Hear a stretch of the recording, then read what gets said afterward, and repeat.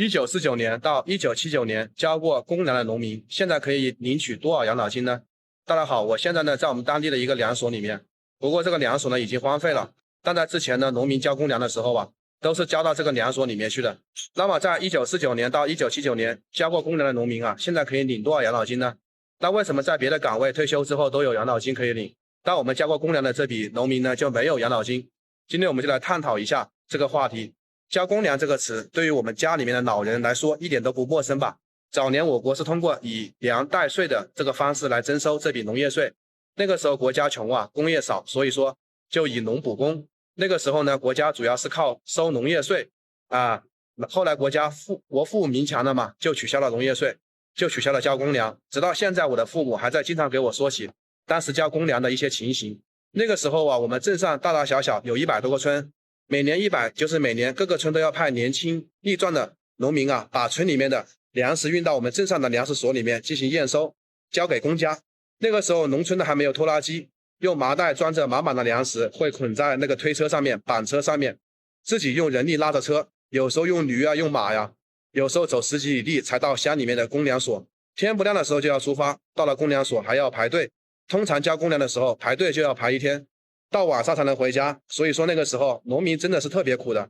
生活在1949年到1979年这一代的老农民呢，他们不但交了公粮，而且就开了荒，为修过渠啊、修过路、修过水坝。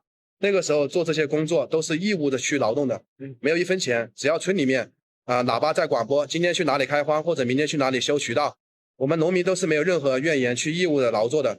假如说换到现在的话，如果没有任何的报酬，那肯定都是不去的。1949年到1979年交过公粮的这些农民是没有养老金的。交了公粮农民为什么没有养老金呢？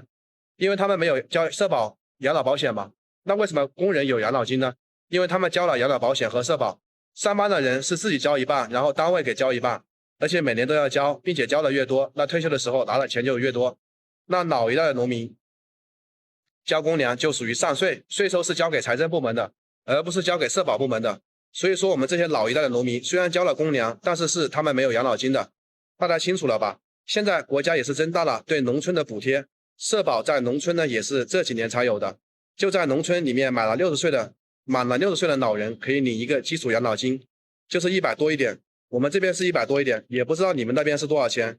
虽然说现在农村也有这个养老金，但是现在农村养老金还得靠子女，靠自己的子女啊。这个养老的话必须得靠子女。但是我相信在农村养老这一块政策是会越来越好的。好了，本期视频就到这里，对此大家怎么看？有什么看法？欢迎在评论区留言讨论。我是阿康，我们下期再见，拜拜。